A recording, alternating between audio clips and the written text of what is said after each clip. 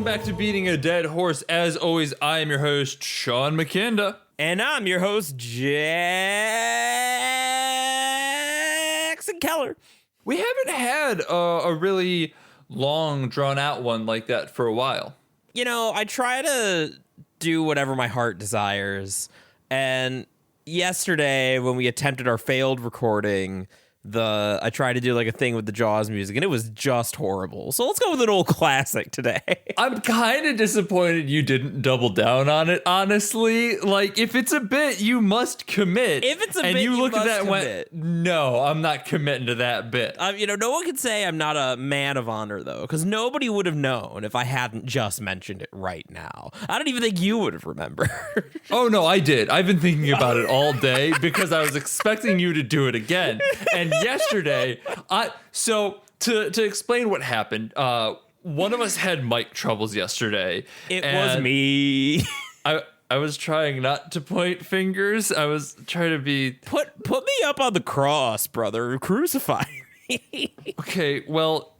Jackson had microphone troubles yesterday, and he did start off with that Jaws intro, and like as soon as it hit, I'm like, okay, he has it, which is good because it means it gives me breathing room to think about where to go from this opening that he has laid at my feet like a dead bird. And then I've spent most of today figuring he was going to do it again, trying to figure out what to do with it. And my plan originally came down to I was just going to ignore it and continue on like he didn't just fucking do a Jaws themed opening. But you zagged on me, and now I don't know what to do with myself. You know, I'm always keeping you on your toes, Sean. You know, that's what I'm here for, truly. Well, I guess I'll continue on like he did do the Jaws themes and say, welcome one and all to Blockbuster Weeks for the next... Oh, we're not doing Shark Week? This isn't for Shark Week? Oh, fuck, it was for Shark Week, wasn't it? I thought we were doing the Meg next week, and then Sharknado, which we promised we'd never do, but we are corrupt. Well, you can't forget about Deep Blue Sea. Deep Blue Sea, Open Water. Deep Blue Sea 2, Deep Blue Sea 3, which I think came out like last year. Big Shark has given us a fat check to talk about shark movies, Sean. We got to do it. We're here to slander the good name of sharks. We're going to just spread misinformation about sharks far and wide. They are man-eaters, do not go in the water. They just love chomping on that human flesh. We started swimming in the ocean in 1975, never once before then, and they realized that, boy, them humans, they taste like chicken, and they're gonna chow down on us. We're doing Blockbuster Weeks to just go back on that whole joke, I guess. I'm making it real challenging for you to like say something serious. You are. It fucking sucks. This is a bad intro. Fucking dump it. This one's bad. This one's garbage. We're doing Blockbuster Weeks, which means that we're going back through the past 5 decades of blockbusters and watching the number one grossing, adjusted for inflation, summer blockbuster from each of the past 5 decades. We're going to post a link to the sheet that we're using as reference this week. If you want to take a look at it, you can. It will spoil you a little bit for what's coming up, but also it kind of won't, because in traditional Beating a Dead Horse fashion, we have 1 or 2 on there that we're just going to play straight, but we also have a couple on there that we're going to toss some curveballs at you for one reason or another. So you'll kind of spoil yourself, but you won't know what ones you're spoiling yourself on. It's what we do. We've got some weaselly little caveats for you this time, as is par for the course. And we're not going to tell you what they are yet. Not yet. You'll have to find out as it happens. But as you might expect, given all the shark talk and the fact that we've already said that we're watching Jaws, we're starting off with the mother of all blockbusters. And I mean that both in the sense that it gave birth to all the blockbusters, but also in that like it's big. It's Jaws. It's Jaws, y'all. I think even with this week, we're already breaking our own rule, because I'm like 99% certain that for our 70s decade, Star Wars grossed more. But we can't just start with Star Wars. We can't just do that. Star Wars is its own thing. We're talking about the first blockbuster. We're talking about fucking Jaws. Hang on. Are we seriously wrong on that? Hang on. Are we? Oh, I thought we knew we were wrong. I was like, I am almost certain that Star Wars was the highest grossing film of the 70s. Oh, yeah, it is. I thought we were doing an intentional. I mean, and I'm fine with that. I'm fine with doing Jaws because it is the first blockbuster. We're starting at ground zero. Star Wars was after, and also Star Wars is its own stupid thing. Oh, yeah. Whoops. Sean, you never seen Jaws? What do you think of Jaws? I had never seen Jaws. I have, fun fact, already seen The Meg and Deep Blue Sea, two immensely stupider movies than Jaws, before watching Jaws. So going back to seeing Jaws when I was 27 was quite an experience. And I gotta admit, I quite fucking loved it to a point, and then I just liked it. So, I mean, that's still a pretty good review, honestly. That's a solid review. Solid review. Yeah, the first half is an absolutely stellar piece of filmmaking. It's a masterclass in storytelling. There's some just absolutely incredible camera work going on with it that I'm definitely going to talk a lot about. And as everyone has pointed out, it is deeply relevant to everything going on in, everything happening right now, which we'll also touch on at least a little bit if you have somehow not heard the reference to it. Also, I just have to say, last week we talked about doing Independence Day because it was the 4th of July movie. This is also a 4th of July movie. We inadvertently did it perfectly. If I had remembered that, which I didn't because this is only my third time seeing the movie. And the first time I saw the movie was ages ago. If I had remembered that, maybe we would have hit upon Blockbuster Weeks sooner, and then it could have been a full, Blockbuster month, so it's not awkwardly Blockbuster Weeks, and then we wouldn't have had to watch Independence Day Resurgence.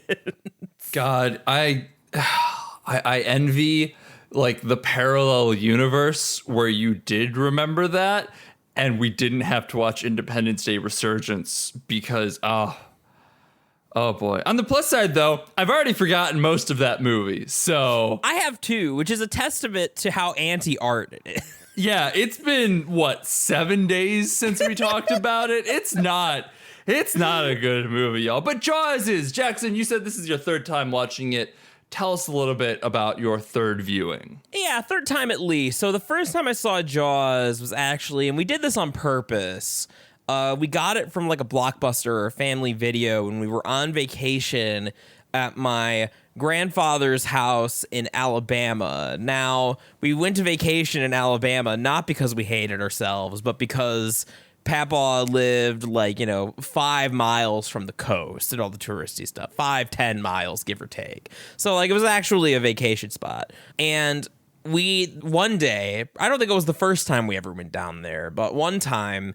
We were going to go to the beach on our second or third day. We had our little schedule planned out. We decided we were going to be sickos and we were going to watch Jaws the day before to torture ourselves because we're fucked up like that. So that was when I was a kid. How old were you at this? I want to say 10. I was already almost a preteen when they moved down there full time.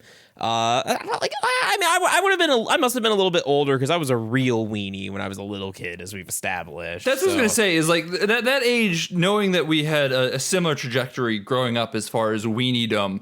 That feels like an age where I could see it going either way as to whether this would actually freak you out before going into the water, or you'd be like, that was a good movie, and then go swimming anyway. No, I was swimming anyway. It didn't super freak me out. I was always more scared of going to the beach. I will not go in the ocean now. Fuck the ocean. It's full of terrors. Sharks are the least of your problems in the fucking ocean. The jellyfish, fuck jellyfish. They're silent killers. You're not gonna know what hit you before you get hit by a jellyfish. This podcast episode brought to you by the Anti-Jellyfish Corporation. That's right. There's a corporation dedicated to saying fuck jellyfish. If you're in the water and you see a floating garbage bag near you, it's probably a jellyfish. Fuck jellyfish. They're plentiful and you won't see them, and they were everywhere. And I have not been stung by jellyfish. I used to love the ocean. I will not go in there now.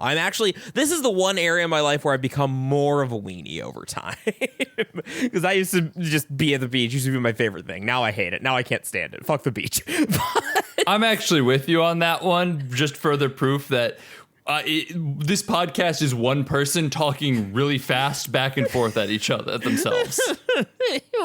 There's a reason you bust out that old sock with the eyes drawn on it every week for this. So that was forever ago. I watched Jaws. I remember enjoying it. And, I remember there's all the iconic lines and stuff. And my family really enjoys Jaws. So, it gets referenced and stuff. But I didn't, think about it a lot. I'd wanted to rewatch it because it's like such a classic. It's such a pillar of the film canon.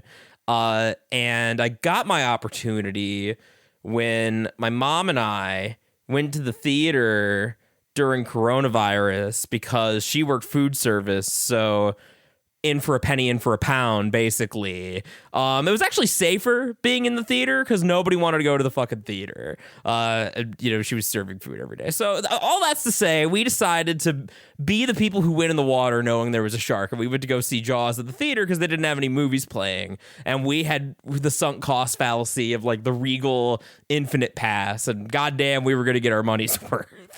This does mean that you have seen a movie in theater that is not The Hunt, which is still the last movie I have seen in theaters. I've seen two. I'm glad. I am actually glad. I am one of the 3 people who was dumb enough to leave the house during coronavirus to go see Tenet. I like Tenet. It was better than The Hunt. So they were showing classics. Otherwise, I think we also saw Empire, and then they closed the theaters down again because of course they did. But yeah, so Jaws. We watched Jaws again, and someone obviously did it on purpose because Jaws is all about corrupt government officials downplaying and mishandling a very real threat to the citizenry in the name of the economical. Gotta free the economical. Could you imagine what would happen if the imaginary being known as the economical crashed?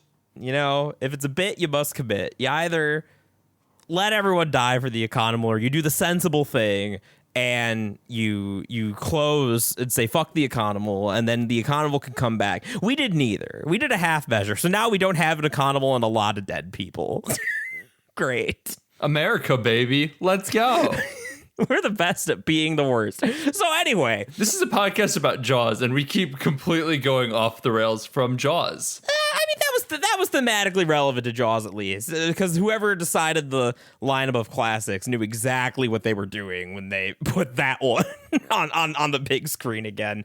But seeing Jaws on the big screen, quite a treat, quite enjoyable, and that, of course, would have been during the height of the summer phase, last summer of the pandemic. So pretty recently, since I had seen Jaws again before this. And my thoughts are much the same in that, respect the greats. It definitely earns its reputation. It definitely rules.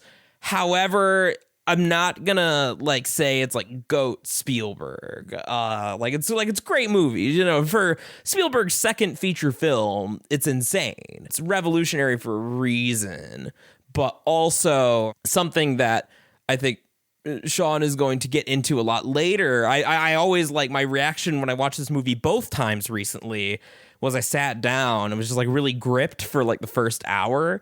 And I'm oh my God, this is this is GOAT Spielberg. This is top 5. Holy shit. And then at the hour mark, we go on the sea and I'm oh, we must be wrapping up. And I hit pause and there's still an hour to go.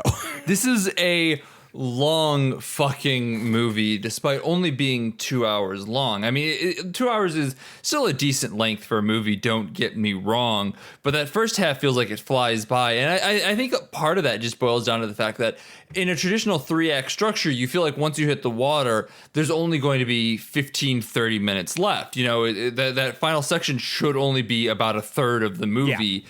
But just kidding, that third act is literally the length of the first 2 acts combined. Yeah, it's a problem. And that's not to say that I don't appreciate a lot of things. There's still a lot of great scenes. There's still a lot of great filmmaking. And I think I see what they're going for because they're trying to do a Moby Dick thing. I think they want you to feel sort of restless at sea and this is a futile hunt where you're kind of slowly going mad. I think that's the intent, but it's very jarring like, because it's such a hard shift from the first half of the movie where everything was really brisk and really clean. And it doesn't really go far enough. It's The Lighthouse in that way that really does make you feel like you've lost your mind in this cramped, tight space. It just feels like this is the start of the blockbusters, and honestly this back half is where the blockbusters really start, I would argue. I think that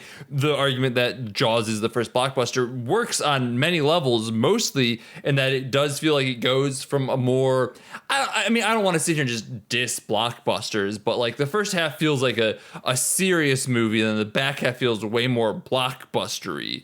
And so it's the turning point between like the new Hollywood Easy Rider sort of era in between, like, you know, the Star Wars. Like, I think you're right that it's a nice, clean transition where movies went from being 100% or like, you know, 80% about the story to being 100% about special effects and action. I mean, I do think that does a bit of a disservice to blockbusters. I would say more than anything, it just inverts it. Not 100% about action, but like 80%, 20% versus 20%, 80%. Sure. And this is not to, again, I enjoy me a good blockbuster. Most of my absolute favorite movies are blockbusters, albeit usually boring, talky ones. But the thing about, like, you know, the blockbuster, and this is actually one case where having more blockbuster like pacing, I think would have helped that, like, you know, we reach that natural climax and you can condense all the really good shots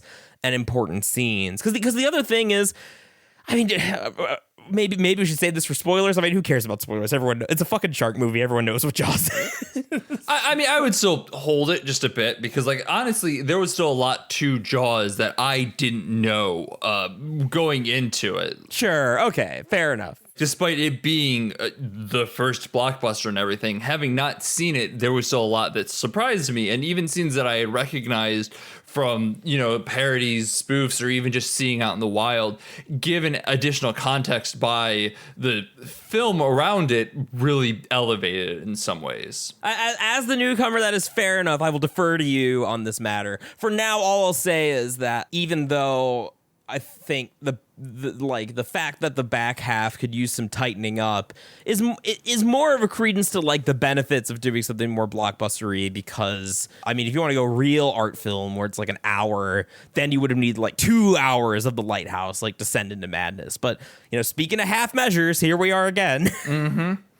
Well, before we do dive into spoilers, I do just want to talk a little bit about the camera work in the first half, because as I said, it is some of the most, like, it made me at one point sit up straight and just be like, this is some fucking brilliant camera work in the beginning here. I mean, we got push pulls, we got split diopters, we've got one of the most active emotional cameras I've ever seen, in that this camera feels like it is both at once operating as a blockbuster but also as a documentary filmmaking.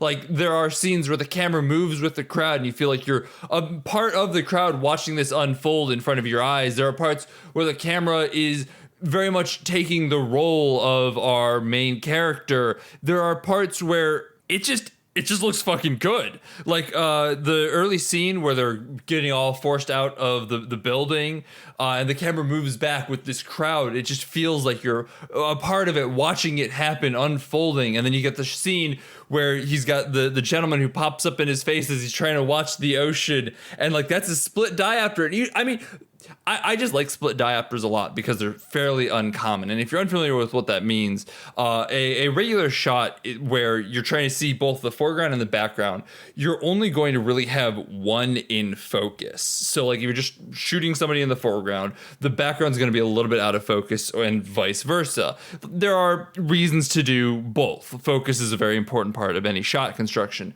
A split diopter allows both the background and the foreground to be in focus at the same time. So as this man is in his face talking at him about problems that he needs solved, and he is way more concerned about the ocean, like, there is this beautiful split diopter, I keep saying that and I apologize, where both are clearly in focus, and you can feel him, like, his mind being split in the way that the camera is, because he was trying to keep both in focus at the same time. And it's not like where he is committed to giving all of his focus to the background, and then that would, blur the foreground and this man would fade out. But like, he's very clearly distracted and trying to pay attention to both. And it's a beautiful, beautiful shot. And that does lead straight into that push pull, which I fucking love push pulls. Another camera term, if you are unfamiliar, that push pull is where you zoom in and the background looks like it's expanding out behind the focal point. It's a fantastic effect. It's super fucking easy to do, and I love doing it so goddamn much. But there are kind of goofy shots. But I mean, like, even beyond that, there's that early shot where they're on the ferry and the camera like kind of pans with the ferry, and you actually feel like you're on the boat moving with it as it circles this small stretch of water. It's so fucking good. I apologize that I'm doing kind of a bad job of explaining what makes these shots so interesting, but they are so visual in their nature that it's hard to really get at in this audio medium. They're just so active and lived in, and they feel so intentional and put you so much in the shoes of the scene. It's incredible. Well, I think that's, the camera work is one of the main things. Like, I was thinking about, why is this movie kind of the creation of the blockbuster? Like, why is it considered that? Is it just a matter of money? Because, this movie was the highest grossing film of all time for a while. Adjusted for inflation, it's still the seventh highest grossing movie of all time. But, like, is it just a matter of that? Because it's an odd candidate considering what we think about the blockbuster. Like, when you think of your average blockbuster, you think of the mold set by Star Wars in some way, like, be that like in the structure, in the subject matter, in the way that it uses special effects. Like, it would seem like Star Wars it would be our ground zero, and it's weird that it's pretty much universally said that Jaws is the first blockbuster. So what I was trying to think, and just doing some light reading, nothing super heavy, about like what made it that way, because it's also not like Jaws was the first big event movie. There was stuff like Gone with the Wind and other like big sweeping epics that tended to maybe not be as reliant on like this sort of action that especially like the latter half of this movie gets into. And it's weird just subject wise that like there are lots of movies about just killer animals. They're usually B-movie schlock. I mean, every shark movie since Jaws has been that. Can confirm. The plot of Deep Blue Sea is that they are harvesting mako sharks and making them genetically engineered to cure Alzheimer's. And they go wild and smart and break into this underground facility. The Meg involves having a deep undersea area that has somehow kept itself warm enough, and like big animals down there. And there was an eruption, and the Meg got out during that. And so there was a big shark in the water. Deep Blue Sea sounds amazing. Deep Blue Sea might be one of Sam's all-time favorite movies. She talks about it so fucking much, and it's not even like an old classic of hers. We watched that for the first time last year, and she fucking adores it. It is so bad. She knows it, and she loves it for it. That's beautiful. I support this, but no, I think Jaws is interesting because like I really, maybe more so than the first blockbuster, I think what this is, and maybe one of the reasons it's considered as such, which is interesting because as we've been sort of alluding to, like artistically, blockbusters don't have the greatest reputation, but at least for these like 70s ones, I think part of like what helped create that label was that it would take a schlock premise like a killer monster movie and or a Flash Gordon serial and make it a real movie basically. And, through the camera work or, whatever, the editing, special effects, like, give it that sort of, the treatment that something like Gone with the Wind would have gotten like back in the day. And that's interesting to me, especially because another thing with Spielberg, and we'll be talking about this again maybe you can figure out what other movie I'm alluding to. But it's interesting that, like, one of the things about Blockbusters is like special effects driven. But famously, a lot of what guided those shots, a lot of the great camera work that Sean's been talking about is the fact that the shark was a piece of shit. They couldn't get it to work. They hated it. They just couldn't make it look good. So they had to use it minimally, and that worked for like the building of tension in the story. I have another anecdote, but if you have a real point, it's a stupid one, so we should wait on that. Don't worry about it. Just keep going. So Sephiroth. Never mind. So spoilers for Jaws. So famously, Sephiroth was based off of Jaws. And I think you kind of hear the Jaws theme in parts of One Winged Angel, that like burr, burr, burr, burr, burr, burr, burr, burr. Because, they wanted to build up the menace of Sephiroth, and they did an amazing job. And they used Jaws as the model, so that's why you don't see him at all, like throughout the Midgar portion of the game leading up till like, at least a third of the way through. So the fact that the Final Fantasy VII remake has Sephiroth show up all the time and clown around like Liquid Snake makes me mad. That is perhaps one of the most beating a dead horse tangents that has ever been on this show. That's not an insult. That's not a bad thing. That's just a fact. That is one of the most beating a dead horse tangents I have ever beaten a dead horse. So spoilers. Spoilers for Jaws, but as always, before we get into that, if you're enjoying the podcast, please tell a friend, leave us a review on iTunes. It's the only way we grow. Follow us on Twitter at BADH_cast. Jackson, do you want to talk about your book? I would like to talk about my book. My book is not based on Jaws, but it's called Kelly is Unbreakable. It doesn't have a shark, but maybe the sequel will. Oops, I'm not writing a sequel. Don't take that as a confirmation. You can buy it on Amazon. It's about a sad girl with superpowers, not a fucking shark. Next week, we're continuing Blockbuster Weeks by talking about another Steven Spielberg movie. Surprise, fucking surprise. It's the 80s, and it's E.T. So stick around for that one next Thursday. For now, though, let's get into spoilers. Jackson, you had something that you wanted to talk about. Let's start there. So I think if we're talking about like maybe one thing that doesn't land for me about the extended Moby Dick style ending, and there are parts of it that do. I do like the scene. Like, it almost feels like we could cut out all the bullshit between them going on the water, him like chumming the shark and it getting close into like ramming them for the first time, and then that scene in the hall where they're like getting drunk and Shaw tells his little war story about why he's like so obsessed with sharks. Like, we didn't need a lot of this, and I think part of the problem is that if you are on like a long isolated thing, if that's the feeling you want to convey, like Moby Dick style, that's great and all, but it's almost like the opposite arc, that we have little scientist in the parlance of the alt-right, soy boy, Richard Dreyfuss, and we have Captain Ahab, who's like, salt of the earth, I'm a manly man, and, I'm going to do things the traditional way, you're going to do things the science way, we're going to butt heads. For the Lighthouse Moby Dick thing to work, you would kind of expect, like, maybe an uneasy tension at first that kind of explodes as people go like nuts and goes with the shark. Like, that's the sort of thing you want to build up. But it's kind of the opposite. Like, them getting drunk and singing the song and telling the story, like, that's a bonding moment where they come to understand each other. So it kind of doesn't work like that. And then, then the shark attacks, and we could have just had like maybe 30 minutes on the water instead of an hour, instead of a lot of shots of Jaws. I know that the shark's name is not Jaws. We're going to call him that, though. Where Jaws is pulling around the barrels. A lot of shots of just Jaws pulling around barrels. Not my favorite part of the movie, though.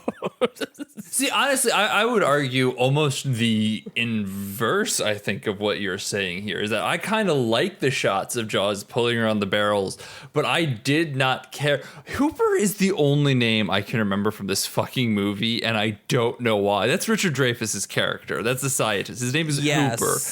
I remember Brody because I keep thinking Adrian Brody because he kind of looks like him too. And okay, I'm like, that's not right. Yeah, it is Brody. And then Captain Ahab is fucking Quince. Yes. Okay, we got there. Quince, Ahab, Quince, Hooper, and Brody. All right, we've got our boat trio here. I think that like the shots of the shark pulling around the barrels and whatnot actually kind of work for me in terms of building tension, but I think that we spend too much time with Quince and Hooper doing Quince and Hooper shit. Honestly, like I just don't. I agree. Like a lot. I think. I guess the bottom line is I think a lot of it could have just got cut because like I remember the first time I saw like the barrels getting pulled around, like there was something about the repetition of some of those shots where I'm like, all right, I know now. But like, yeah, no, not to say that like it could have just been trimmed a lot is basically what my opinion boils down to. So I guess here's my thought on this more than anything, and this was actually kind of goes back to something you were talking about earlier, in that like the fact that it's a blockbuster feels weird to me because to me it feels less like a traditional Marvel Star Wars style blockbuster and more like an art house horror blockbuster, something akin almost to, I don't want to say Hereditary because I don't think it's necessarily similar to Hereditary in a lot of ways, but like that's the vibe I'm more going for. Lighthouse, Hereditary, The Witch, something along those lines, where it's the beginning about it is way more about just building up that suspense and letting it sit underneath where you're wondering like, what's real, what's happening, how much of this is, fabricated? Because there's a lot of like going back and forth about like, is this the shark? Is this not the shark? Should we open? Should we not? And like kind of sowing those seeds of doubt. I mean, you can even feel that in Brody where he's kind of like constantly worried about it, but there are moments where he's kind of like putting his guard down and feeling a little bit better before Hooper comes and is like, hey, so that's not the fucking shark. And under it all, you kind of know that. And so, like, when we cut out to the ocean, it really feels like this should be kind of the continuation of, the repetition shots of the barrels being pulled feel like kind of a continued escalation. We're like, yeah, we know what it's doing, but there's an anxiety with seeing that, with knowing where it's at, but also not knowing where it's at the same time. I like the barrels as a device a lot because despite the fact that they would be there, just because they're there doesn't mean the shark is like directly under them or right near it. There's definitely some leeway on them. So when they're sitting there, it's clear that he's circling underneath or around in other areas. And I think that's really effective unto itself. So as someone who's, I guess, looking for a bit more of a horror to this section, it didn't really deliver because we then cut back to fucking the lighthouse on a boat for 5 minutes, and then we'd go back to the more interesting stuff. The parts where Quint is just going like beta, like yeah, I don't need those over and over again. There was a lot of repetition of that too.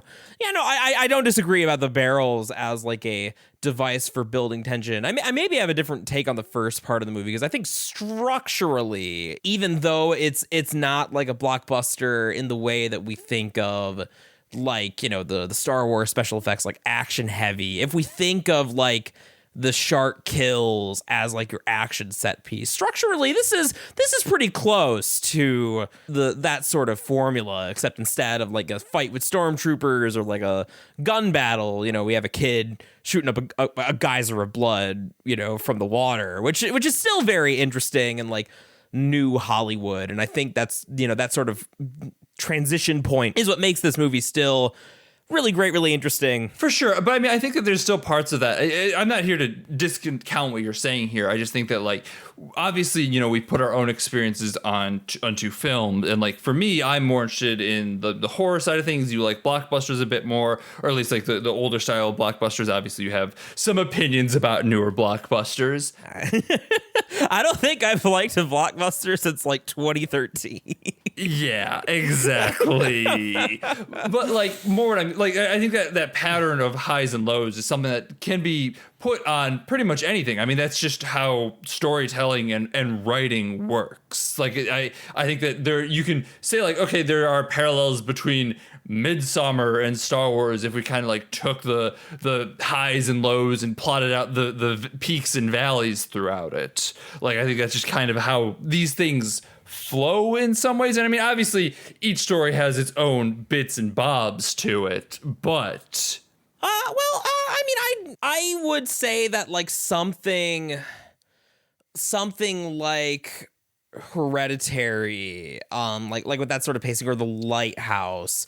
Like if we're looking at the structure, I do think there would be some significant differences. Although, to be fair, I think overall, like, since this movie is much more of a like middle ground, like a transitionary movie, I don't think it follows either formula like 100%. It's not completely out there in terms of like saying fuck you to the audience and like, building suspense and, letting scenes go on. Like, it's got a very, there's that tightness to the first half, which is, really what I don't like about the second half is that it's, lacking that. Oh yeah. We're on the same page there. Yeah. Don't you worry. Also, I just have to say, like, this is a very beating a dead horse episode, because we have just taken the first blockbuster. We're like, listen, fuck talking about sharks and shit like that. Let's dissect literature as a narrative device and underscore the plot points of it and like how these ebb and flow as a idea, not as Jaws, but as an idea. To be fair, I think that when you're like, we're gonna make Moby Dick with a shark, I think some of those comparisons are warranted. No, this is I don't think that we ever make a leap on this show. I mean, we make leaps, don't get me wrong, but usually there's some grounding to them. I think that or it's a bit. Yeah. But like, I think that we have based how we got here makes sense if you've been listening to the podcast. But like, I mean, you can't say that this isn't an insane place to end up talking about Jaws. Yeah, I like to think that my non-Metal Gear comparisons are not huge leaps in logic. Somehow you do make those work. If you're insane enough to have as encyclopedic a knowledge of Metal Gear Solid, I was about to say the works of Hideo Kojima, but I still haven't played Death Stranding, so rip. But as long as you have that foundation, you're able to ride on my bus, no problem. We'll take you all the way to Clown Town, my home. But anyway, so Jaws, it's so interesting the way that, like, that first part of the movie, one of the things that makes it work better is, funnily enough, like, the Sephiroth thing, like they because we don't see the shark as much, and like they knew that we were gonna have like problems with it, because I think once we get to like the explosive end, when he like shoots the air canister and we get the setup and the reminder and all that, I think that's fine. I think that's a natural climax, and I think that the way that the movie uses sort of the threat line of the water, I really like that last shot when it's got the tank and he's got the gun and he's like firing at it, he's about to blow it up. Like, that's nice and explosive, but that also still works with, we're sinking closer and closer to the water, and like, we know that the water is basically the death zone, as has been like established. There's one shot I really like.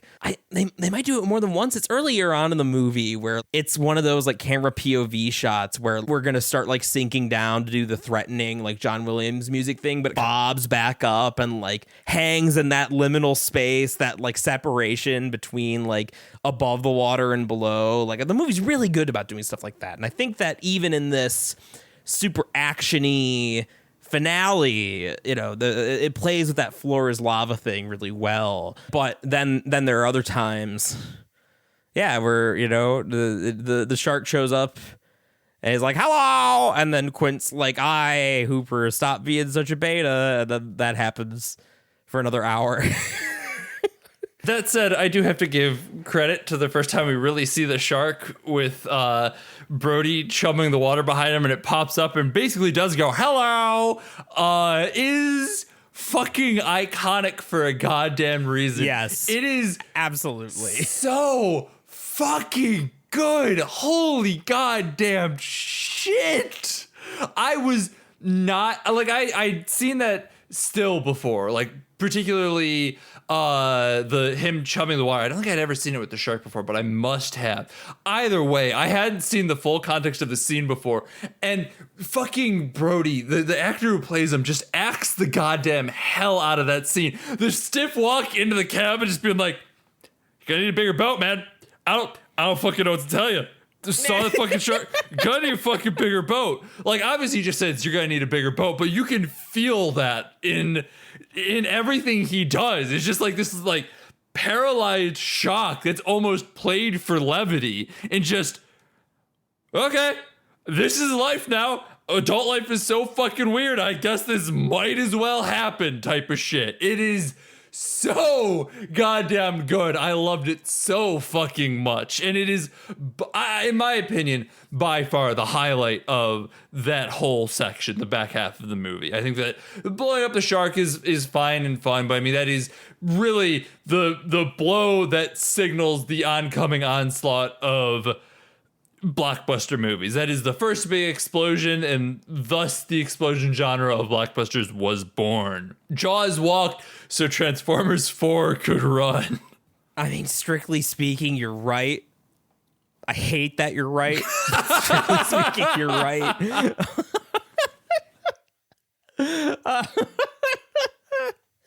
I mean, was Jaws the Revenge and Jaws 3D, was that important for getting us to Marky Mark opening the Bud Light?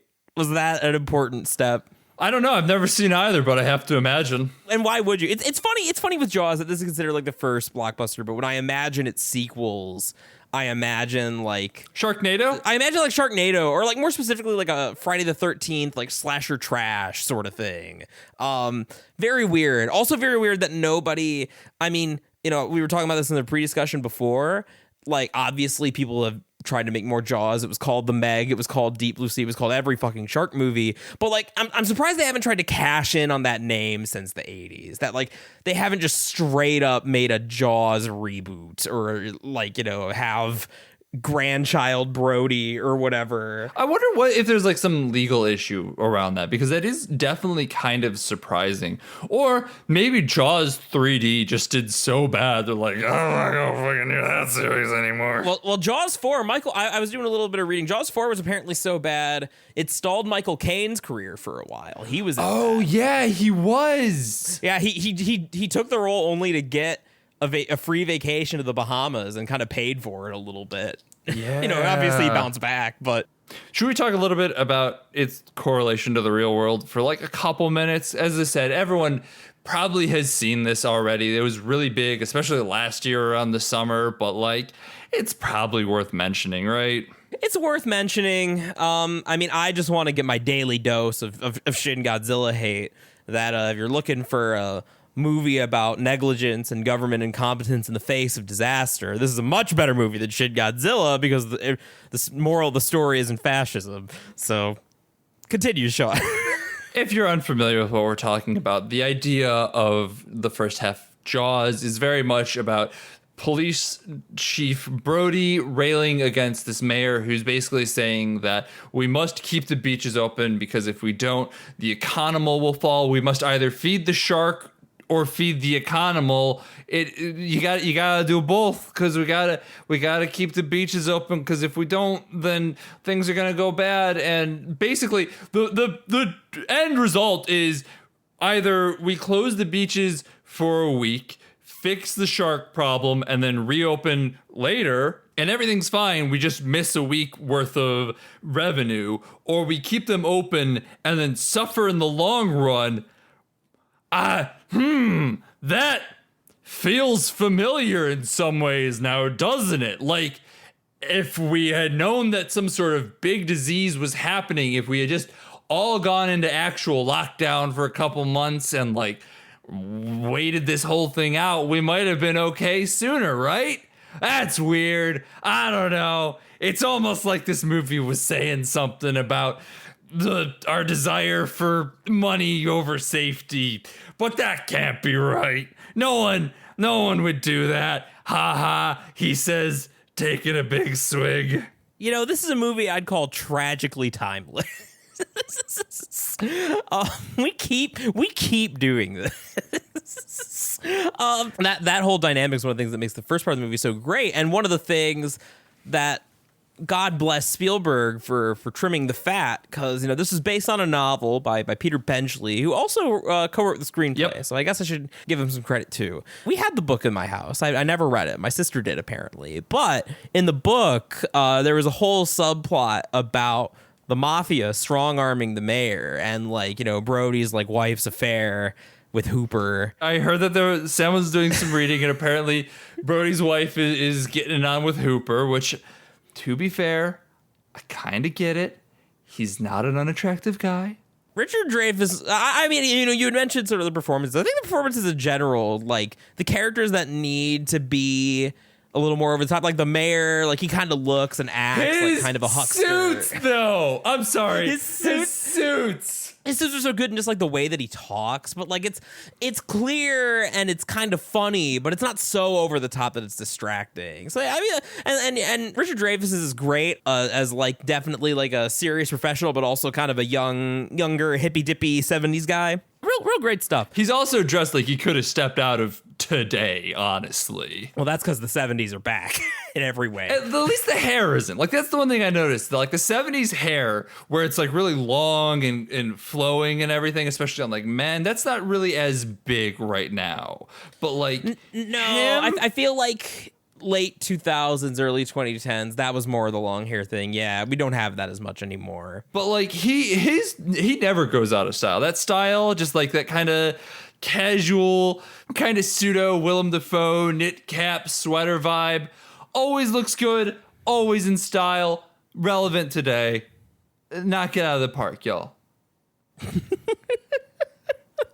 Anyway, you were saying about the actors. I mean, no, the performances are real good in a movie like this. I mean, yeah, that's part of what makes it so great, is that it's a schlock movie played like a real movie. And I guess the novel was genuinely really popular, which, I mean, I think is another thing that it said contributed to the blockbusterness, that people would have watched it because it was, in that way, it was one of the bigger adaptations, kind of more like Gone with the Wind in that way, and oh, we're gonna watch this because I read the Shark Book. Except the Shark Book, I mean, Shark Book sounds kind of dumb, and I'm glad they got rid of a lot of that dumb stuff, because having the mayor get strong-armed by the mafia, a lot stupider, a lot less relevant than him just being a huckster, more concerned about the bottom line and the economy than his citizens.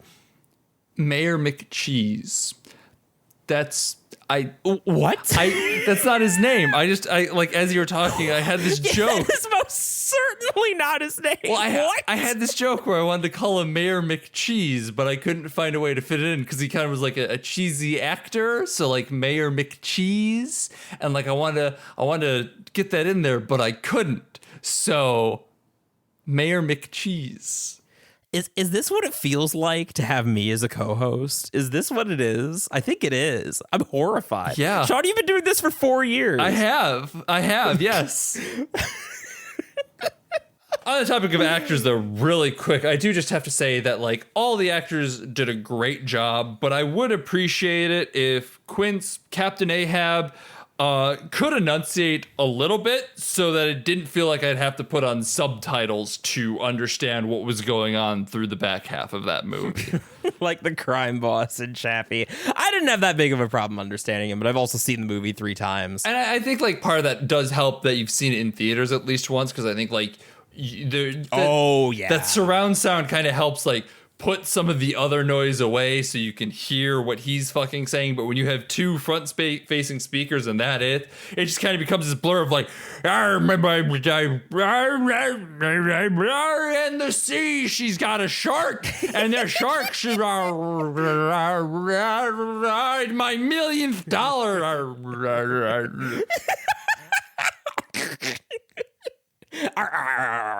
Yeah, you kind of lose it a little bit in there. The sound mixing watching any big screen movie at home, or a lot of them, a miserable experience. You don't know hell until you've tried watching a Christopher Nolan movie. I was just gonna say, I have not seen Tenet yet, but as soon as I do, I can tell you I'm turning on the fucking subtitles immediately. I've heard it is incomprehensible without them.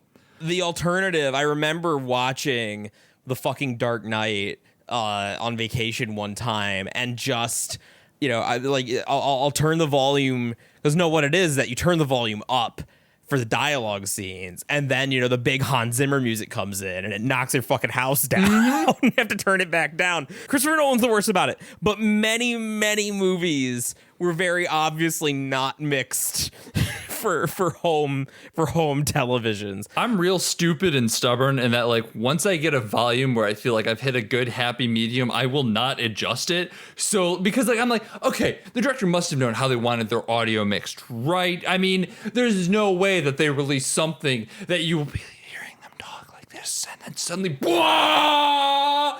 And that's just not a thing, right? There's got to be a reason behind it, like it's for the showmanship or whatever. And then Christopher Nolan just like, nah, I don't know how to get audio mixed right. Have fun. He really doesn't.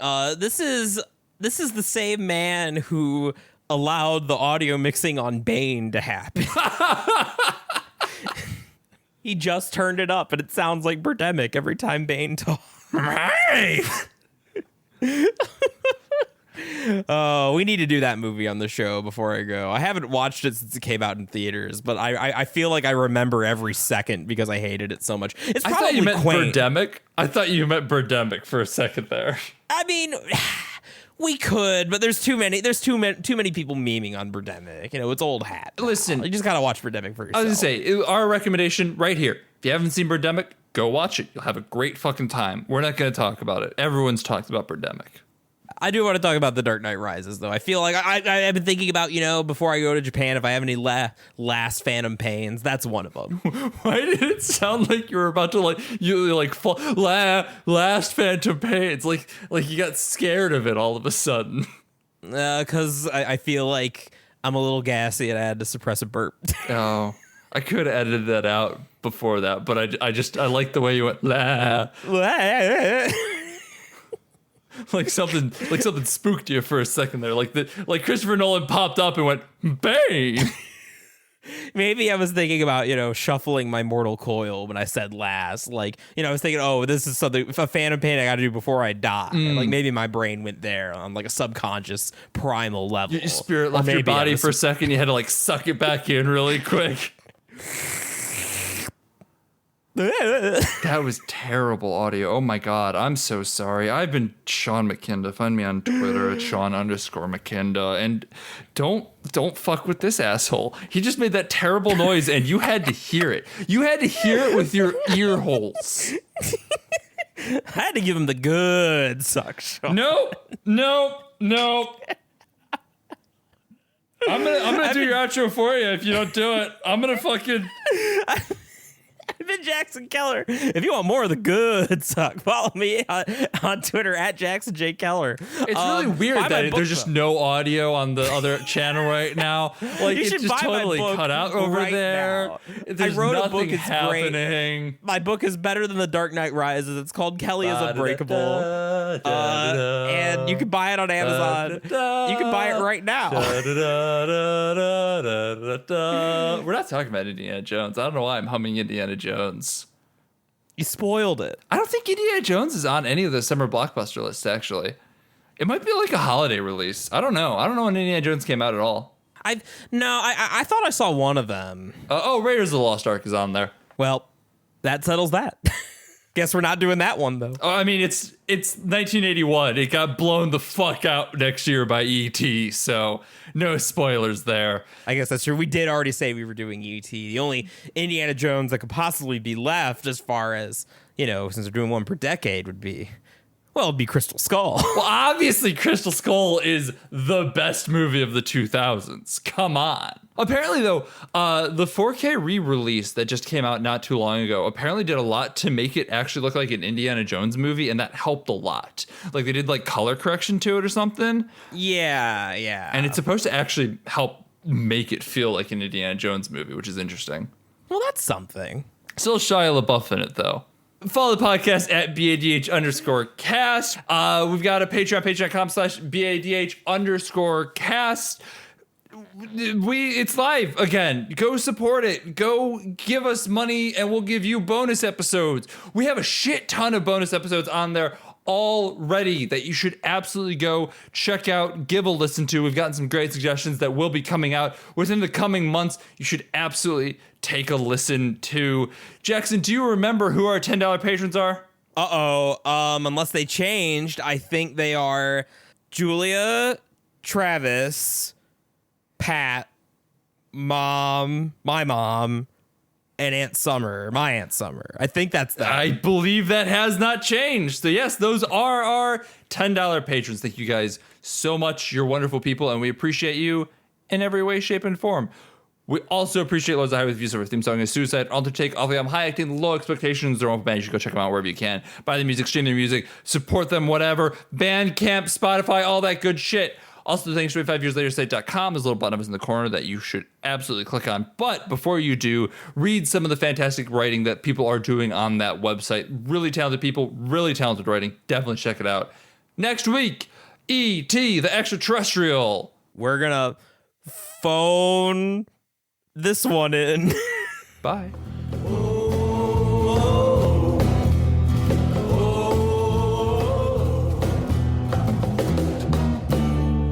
Don't you go into the ground. Don't you go